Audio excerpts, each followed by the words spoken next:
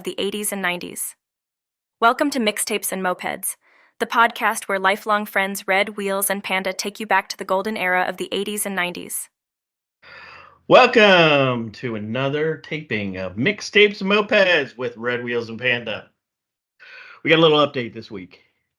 Corporate America. We got a little jinx. We had such a good thing going on, and Corporate America came back and told us, you can't always be public with what you want to go say when you have certain positions. You'll be listening to Andy and I for time being.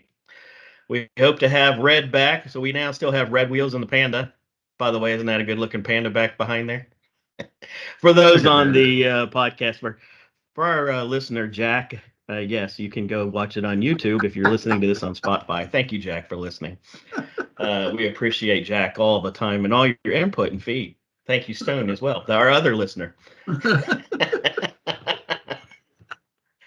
All right, hey, this week for us in the real world here was the draft. And I had to go, it was, it's changed so much. They've made it, I think it's actually for the better. Taking it out of New York, put it out in other cities across the country, get excitement. The background on prime time. I really kind of like it. How bad does life suck in Detroit where 250,000 people show up to a draft event where they can't even see the stage? You know, I guess you just show up. There's nothing else to do, so I guess you just come out to the old draft and hang out for 3 days. No, I agree that the draft event is a lot better than it used to be. They do it over 3 days now, and I guess day one is the first round, and then day two is second and third, and then you finish it off. And yeah, you're right. It's all about content. If you're the NFL, well, and you have the NFL Network and you have ESPN, right? Your season's only 5 months, and what are you going to do with the rest of the year? So they need content. So, like, hey, we're not going to do the draft in 1 day. We're going to make it 3 days, and we're going to have content is king, baby. Yeah, it is. It really is. So and guess what? No protesters. 250,000 people and no protesters. Well, except for the band of 4 Falcons fans that were there going, what the heck are you guys doing? I'm an AI junkie. I love the AI. Matter of fact, the thing right behind me, the Red Wheels Porsche and the Panda, we've generated that with AI, throwing in text in it.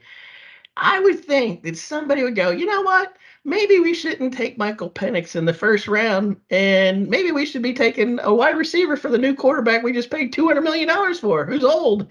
Yeah, it doesn't take that much. I don't think anybody saw that coming.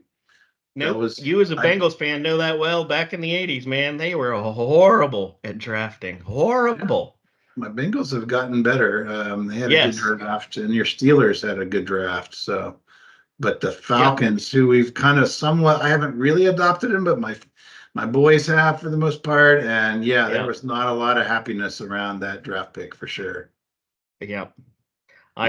It was very, very, very disappointing. Well, that's my week of the draft. Right. What do you have, Andy?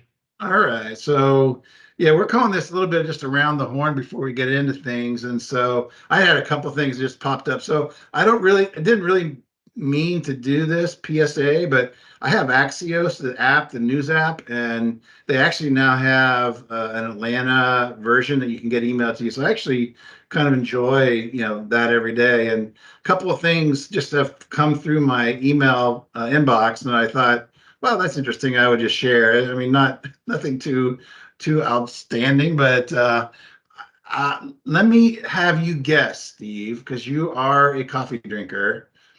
What % of Americans have had a cup of coffee in the past 24 hours? What would you guess? Wow. % of Americans. Americans, it's so different. You go over to Europe, it's a high percentage. Right. I'm going to bet here because of Starbucks. I got to imagine that thing's climbed. I'm going to say 20%.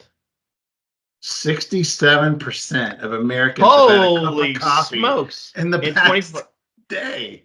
Starbucks. Yeah, it's gotta be. Yeah. By the way, we love Starbucks, and please, you can go ahead and advertise on our podcast. We would really, we love you, Starbucks. Anyway, I thought that was interesting because I'm in the 33% that hasn't. I knew I was in the minority, or I figured I was, but not like that. So anyway, that was interesting. Well, I knew you were doomed in engineering when you were at Vanderbilt, that if you hadn't drank coffee yet by that time, you were doomed in engineering, because you mean that is like all night up studying. Jolt, you got to be a baby. coffee. Jolt. That was what I drank. That's making my insides explode thinking about that. that. Nasty. Okay, the other one that popped through that is interesting, and it's not super relevant outside of Atlanta, but I thought it was interesting. So, top grocery stores. Now, where did you shop back in Lancaster? Were you like a Kroger or a Big Bear, or where did your family shop? Predominantly, almost. I mean, and I'm still Kroger's. I love Kroger's. They're not always the best. They're not always the cheapest, but it's always, that's the hometown favorite. Occasionally back in the day, you go to Big Bear just because it was kind of the local, probably. Yeah. But I stay away from everything else when it comes to anything from a supermarket. Yeah, Big Bear probably doesn't even exist anymore, but that was a kind of a throwback to growing up when we did. But anyway, so they shared the market share in Atlanta, and I thought it was interesting. I will make you guess this time, but Kroger is number one at 27% share in Atlanta. And what do you think is number two? That's probably pretty easy. Walmart. Walmart is third at 19%. Publix is second at 23%. And it's like Publix is like Lowe's and Target. Women, I don't know what they do at Publix. I think they must, go in there and give them a little hairdo, or go give them a little massage, or do their. All right, we're gonna get in trouble here, aren't we? Okay.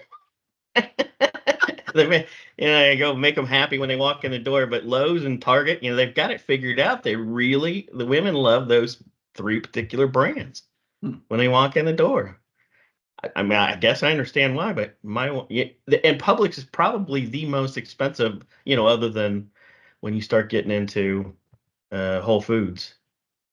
I like Kroger as well, just because they have all the like the Cincinnati stuff, so I can get my Skyline chili stuff there, and you can get Grater's ice cream from Kroger. You can't get that anywhere, so I miss my Grater's, although it's crazy expensive for ice cream. But we'll buy some of that. But anyway, finishing off the list, Costco is fourth at 7%, Sam's Club and Ingles at 4%. So the one thing that I was shocked. Where's Aldi on the list? Isn't Aldi like a big grocery? I mean, don't they have like a cult like following? They have a bit, especially right now. Anytime the economy goes to crap, Aldi is the one that picks up a lot. But I think it's too much of a convenience store. I don't think they do enough. There's not enough. The dollar spending when they're walking the door is probably not a lot. Because I gotta imagine if you're an Aldi person, you also have to be somewhere else. You can't get everything in that place. I've only been in once, and to get some meat, they actually have good meat in there. But I'm not a regular goer of Aldi, so I can't really. Meat's a good deal there. Yeah. I'm just, where you go. As soon as I look down, I go, a quarter for the grocery cart, really? Right. If it doesn't fit in the basket, it's not going in with me at Aldi's. It's not. Anyway, those are my around the horn items. So that's. By the way, who carries change in their pocket anymore? I do not. I mean, I don't even have dollar bills in my pocket, let alone a quarter. So yeah. Right. Who the heck? I mean, I wouldn't have that. Yeah. All right, guys, we have a great show today. We got 3 segments we're going to be going. You got to stick around for the last segment. It is really awesome in the closing. Yes, Jack Stone, you got to stick around for last segment. We're also going to be talking about the Where Were You, but we're going to kick it off right now with the Dirty Niner. And our Dirty Niner this week is the best pizza joints, and I've changed it slightly. It's the best pizza joints across the world. Oh, no, you don't get to do that. I'm sorry. Time out. No. I have got to add that because Panda has been to the top pizza joint that I have on my list in the world. We I both was going to shared, talk about it too. So I wasn't going to and have it on my list, but I was going to talk about it. So yeah, we'll definitely let you have that on your so list. So. I will. I think because Panda's much more of a aficionado of pizza, I'm going to let him kick off with the number one on his list. Okay.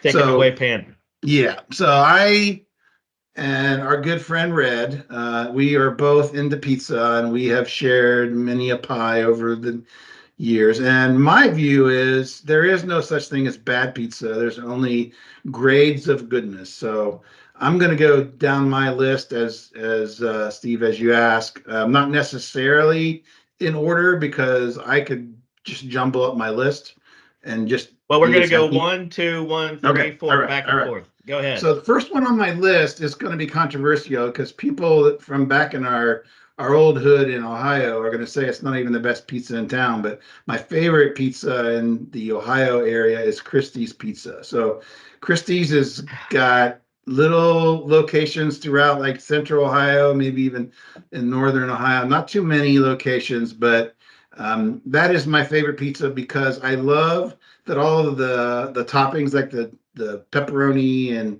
onions or whatever you get on it is under the cheese, and it has that sweet and sweet kind of tangy sauce that I like. So that is why I have Christie's number one on my list.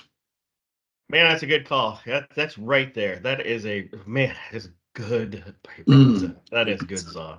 Yeah. Well, I put number one on my list because it is number one, and that's why I made it around the world. Um, the Pana and his wife and Wheels and my wife, we did a trip to Italy in the financial collapse of 2008. We're watching the news going, I don't know if we have a place to go back to. Yeah. While we're in Italy, party on, Wayne. And so we traveled all over Italy and ended up in Barcelona. But one of the places was in Cinque Terre in a town called Monterosso in Cinque Terre, and we stayed at Hotel Spiaglia, Wow. where Wow. I met Andre, the owner. For whatever reason, Andre said, "Come here," and we went back and drank wine together in the back, and he told me all about Spiaggia. And Andre sent me a Christmas card every year for as long as he was alive, for 15 years, and I still get one from his son, going back to Hotel La Spiaggia. And I just saw one of our classmates who was right there in Monterosso Yeah. this last week. Yep. And so his son-in-law just opened up his pizza joint right around the corner.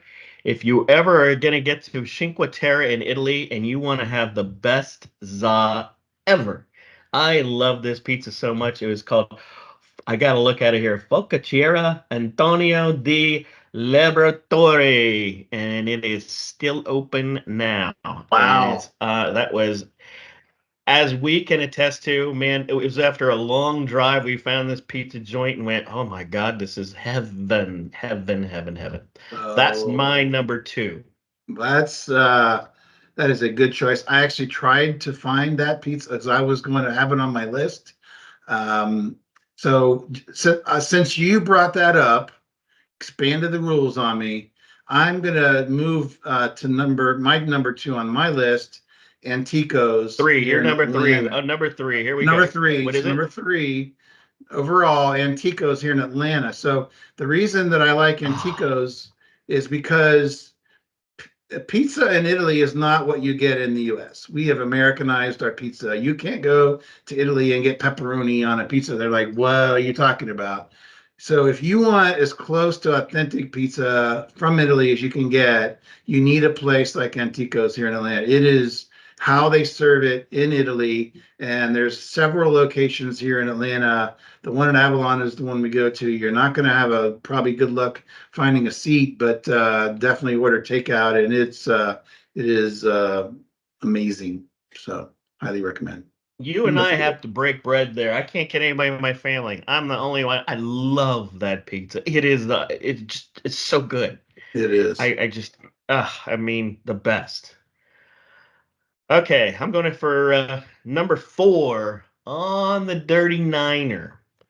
I got to go back to Lancaster, Ohio. Lancaster, Ohio is just one of those places. I've traveled the world over. We've had pizza Yeah. everywhere. We've had pizza everywhere. Yes. Yeah. But you go around Lancaster, Ohio, like God bless. There's Fat Cats. There's Yeah. Pizza Cottage. But the one that's on my list, and it's probably not on everybody else's, but I just remember as a kid, and it's still one of my favorite go-tos, Fat Cat's Pizza. Oh man, I just love me. I gotta go. That is my go-to when I hit there. Going back to Lancaster, Ohio, Fat Cats. It's because of how much cheese they load up on that pizza and then that thin crust. Ah, just such a good pizza. So yeah, Fat Cats is the OG for me, pizza place. I think the story there, and I may not have it 100% correct, but I think Fat Cats, the Christie's Pizza spun off from Fat Cats. So I think there's somehow there's a wife husband thing that broke up and they created another pizza. So they're totally related. So it's not surprising that we both love Christie's and Fat Cats. So Oh, interesting. yes, I think that's the Oh, story. interesting. Yes. Yeah. Okay. All right. So try to expand our horizons a bit beyond Ohio. There's a place in Solana Beach, California, which is coastal there, called the Pizza Port. And when my wife and I were living there in the area, we would go in there regularly. And I think it had only opened up been open for a few years at that point, but it's the most amazing. It's not like the thin crust, little squares. It's kind of traditional pizza and traditional crust, but the pizzas were amazing, and they are well known for their brews there. So you go and get a beer and a split a pie there. So if you are ever in the San Diego area or North Coastal area, I highly recommend take a stop into Pizza Port. You won't regret it. Just planned a trip there. Taking the family out there the first week of June or last week of May, first week of Nice. June. You should Yeah, head I'm up gonna to Solana definitely look that one Beach. up. There you go. I'm gonna hit that one up. All right, that was number 5, right? I think we're number 6. Is that correct? Number Yep. 6. Yeah, this is a tough one. I'm like tied between 3 that I really want to talk about. I am gonna go. I can't leave it out. I got to put it in. I'm gonna go to Chicago. Um, I'm not. I love my call it the lasagna pizza, the deep dish pizza. Giordano's in Chicago, the best deep dish. Holy crap! Give me one slice. I've had a meal pizza. It's just if you go to Chicago, there's no other pizza to go get. That's the one. Call it a night. Eat your pizza. Go to bed. It's so good and filling. That's the place you want to go. So Giordano's was on Or my and list. have Wally take you there at 2 o'clock in the morning and grab a I slice. I don't know if it was Giordano's, but I have been at 2 in the morning pizza with Wally as well. I had Giordano's, Lou Malnati's, and Gino's East all on my list, kind of as a grouping. So yeah, I will accept your Giordano's, and they are obviously. I like New York pizza. Pizza size of 2 footballs is always a good thing for me. But if I had to pick, I would pick Chicago thin crust pizza. But whenever possible, I will get the deep dish because you can't get that anywhere else really and have it nearly as good. So excellent choice on Giordano's. I have had it probably a dozen times in my trips to Chicago. So I love Giordano's. Good call. All right. Moving away from the deep dish, moving back to thin crust.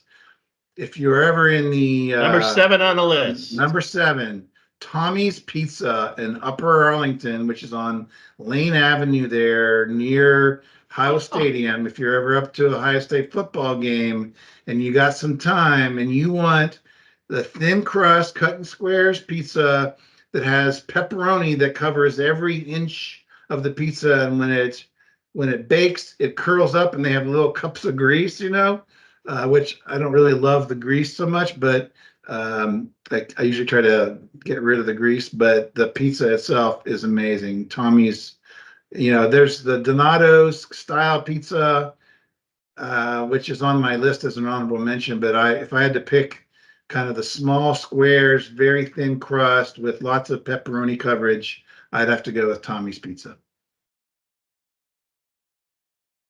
I've never had that one. I sounds familiar, but I never had that one. That's man. Now I got to go get a pizza. I'm hungry for a pizza.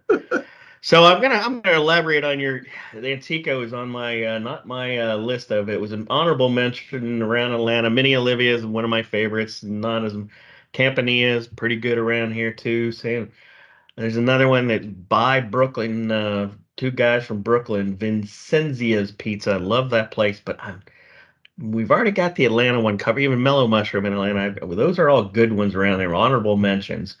But I'm going to go out of the country again. Yeah, I just found this one about 14 months ago.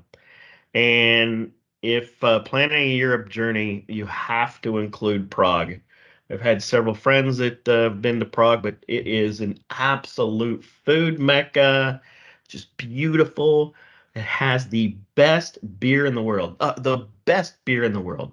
It tastes the fresh. I've never had a more fresh beer. But there was a pizza joint in Old Town Prague called San Carlo Malastrana.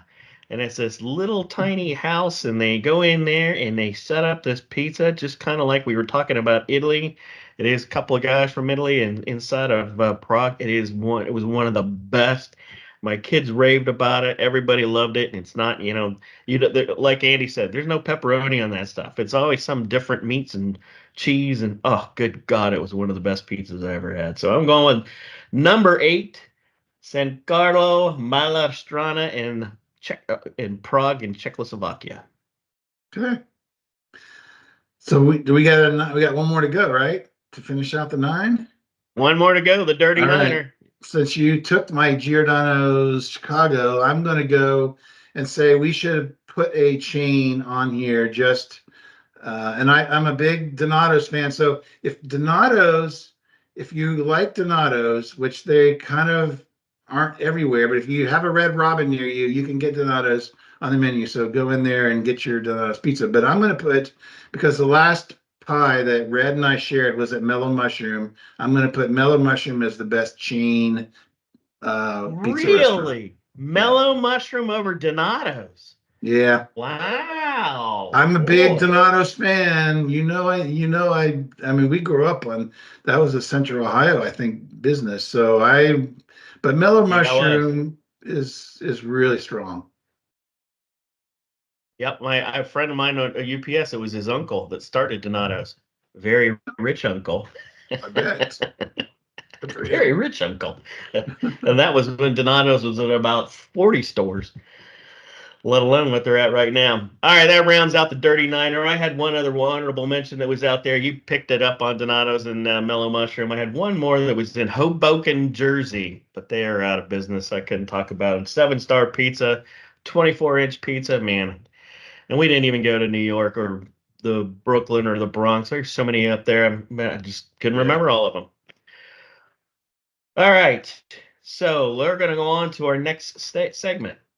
And we're going to talk about where were you? Where were you? Yeah. And this one, I just remember as yesterday. There's so many. And for everybody on the cast, the podcast, a little younger, where were you in COVID, and where were you in when the financial collapse was going? Where were you on 9/11? But our time in 1986, January 28th, 1986, a lot of folks around our age, we were in college, and the shuttle disaster happened. A teacher, first time like non-NASA astronaut, was on and I think the president was actually watching it from Cape Canaveral and watching it. And I just remember being inside of the admissions office in Ohio University, and somebody said the shuttle doesn't just blew up, and literally you could watch the whole campus running to the student center. And the student center back in those days had a big old bar in it, which I was a bartender at. But uh, yeah, Nice. everybody was there, and we're all watching the coverage of the shuttle disaster. What about you, Panda? What were you doing? So yeah, I was in a marketing class. So I remember distinctly, we didn't have cell phones back then, so word didn't really spread quickly like it does today. If that had happened today, it would have been on everybody's feed and everybody been on their phone while you're in class, and 95% of the world would have known it happened within 5 minutes of it occurring. But that's just not the way it worked back in the 80s. So I remember it was a marketing class that I needed for my major, and I remember walking out of the class, and no big deal. And people are walking the other way, and they're like, "Hey, did you hear?" I'm like, "What?" And the shuttle blew up. I'm like, "What are you talking about?" And so I lived off campus, and I remember just getting in my car, like, what the hell happened here? And just raced home.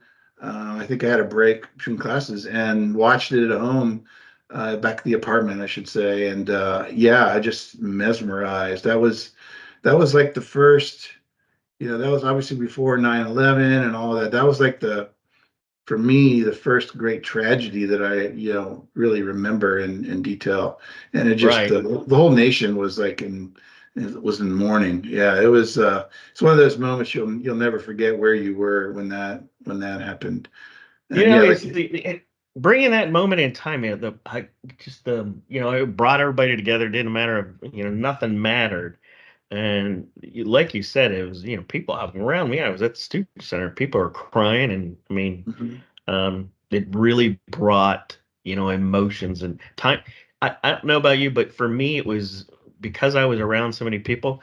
It seemed like time stood still for that 4 hours, just kind of yeah, glued watching whatever news coverage we could yeah, see about what happened. Because everybody was still going, Did it really happen? I mean, did we yeah, fake it? I don't. right, We were hoping something the rocket yeah, just fall off, or right, yeah. yeah, yeah. That was something. I don't even in '86. I guess CNN existed, so I guess maybe we were watching CNN. I assume, but. Yeah, it's a different world now. Something like that happens, you absorb it so fast. But back then, it really the world just stopped, like you said, for 4 hours, and just nothing happened for that period of time. And you're just wishing upon wish that, like you said, that it was they all parachuted to ground safely, which of course did not happen. Right. So, yeah, All right, we're gonna go to our next segment, and it's gonna be moments. And Mr. Panda here's got a great moments story. yeah, yeah. So a lot of people that I'm friends with know that I played baseball in college for a while at Vanderbilt. We were good back then, but not like they are now. So I have a little bit of a story of a couple day period, my freshman year. I haven't fully told this story. I've told it in bits and pieces, and so my family knows some of it, or they've heard it all maybe over a number of times. I've never really kind of rolled it all into the one complete story, so I thought it'd be interesting just to share. So this freshman year, so we are over spring break. So at the time when you go on spring break back then, you would just go to Florida and play teams from the north or wherever. And you weren't even you're playing on random fields from other schools. Like we played at University of Central Florida, Rollins, other places. So this particular day, Steve, you'll like this. We were playing the Pittsburgh Pirates. So back The then, college baseball team was yeah. playing the So Pirates. so I don't think they do it anymore, or I'm not aware that they do it. But back then in the '80s, they yeah, the colleges would do it didn't count on the college team's record, but they would play, games against the pro teams. And so on this particular day, we were playing the Pirates, and I think, because of the spring break, I think the major league team had broken and was already started the major league season, but the minor leagues hadn't started yet, so that's why they were playing these games, because they need to have the minor leagues need to have you get their games they're working. Anyway, the do you remember a pitcher by the name of Don Robinson? Oh yeah, yeah. So I used to have his baseball card. Yeah. yeah, so Don Robinson was the pitcher. He was nursing an injury. He didn't break camp with the big league club, so he stayed behind to get a few more outings in before he joined the big club. And he was one of their main pitchers for most of the '80s, or at least a good chunk of the '80s. And he was, I think, he won over 100 games in his career.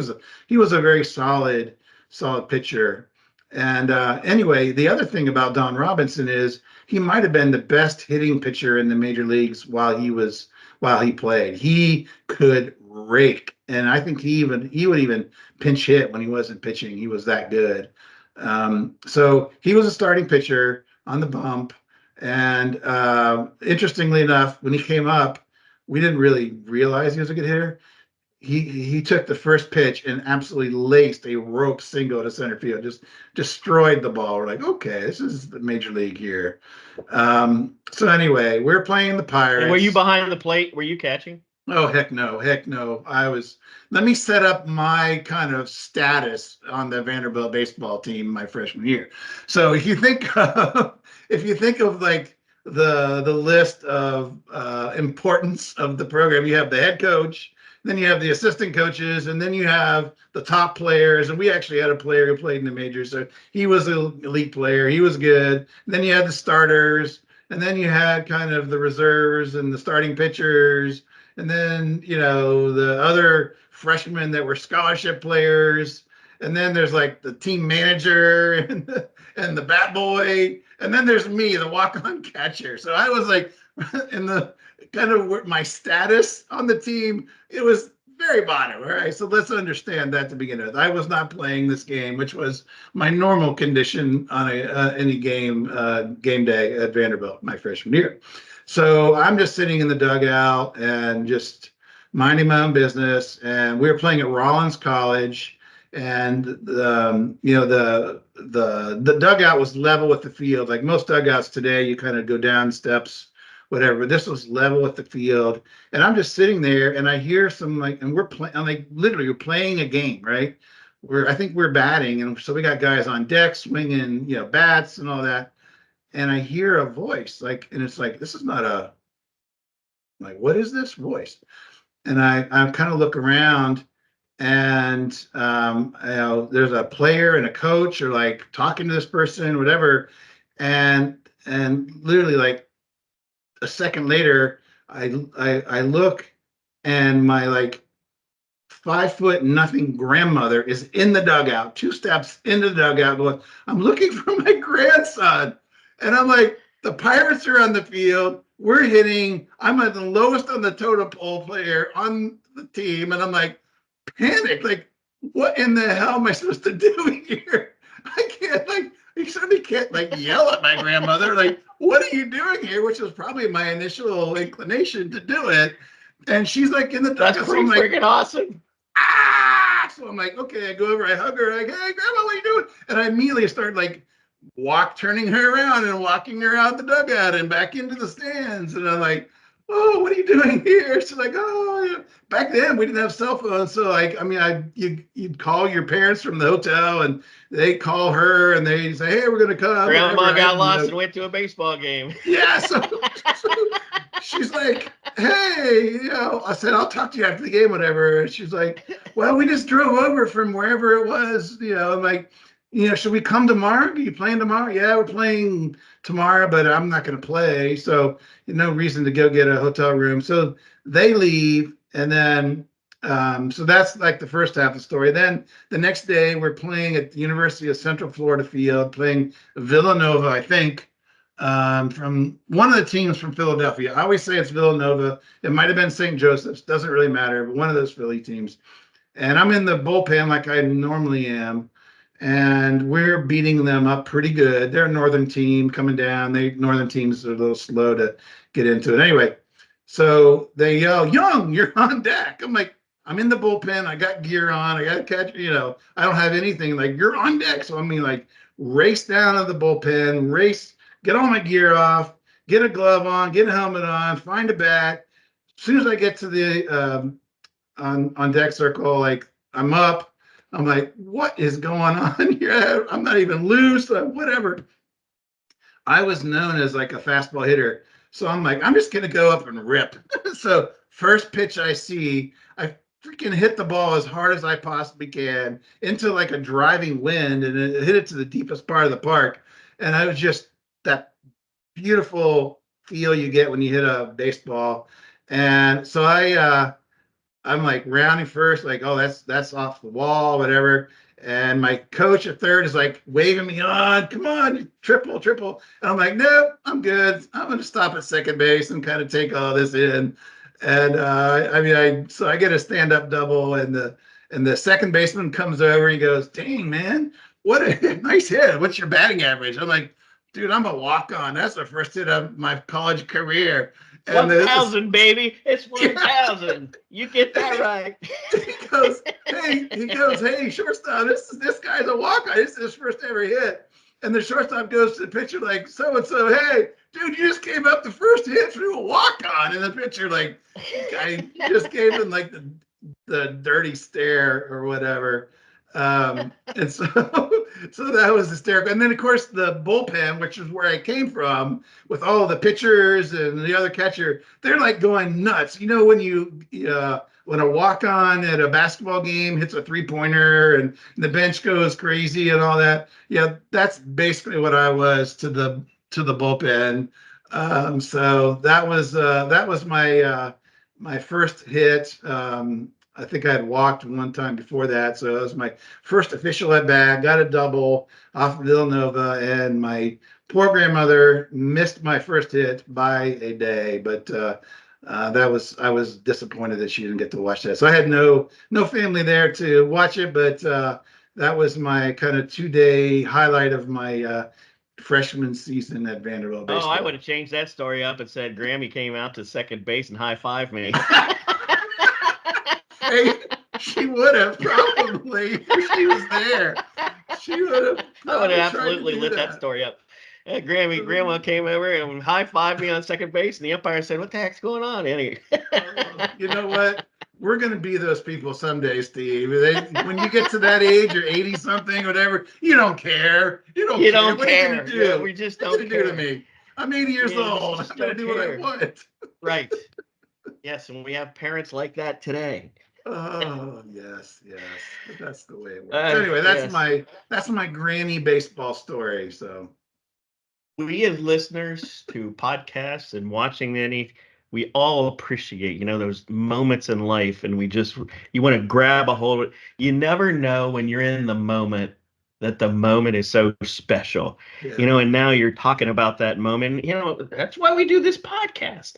We want to create those moments. We have other people, just to think about that moment that they've had, or, family or friends listen to this about the moments. And, you had probably over the course of your career, I know I played against you in the little leagues way back in the day, I'm sure, at some point. I was a horrible hitter, horrible. There was no rope and the drive and a fastball. I was trying to get hit by the fastball. Or be that kid that was such in a small stance that they could walk me every single time because I was going to steal every base out there. But that's a wonderful memory, and that as listeners we all think about that. Well, as Jack and Stone listens, they are listeners. I think we're up to that does it to wrap now. up the show. That was a great story. Thank you for sharing that there, Mr. Panda. That was a great story. Stay tuned, listeners. We've got another good one this next week. We're going to go switch to an interview.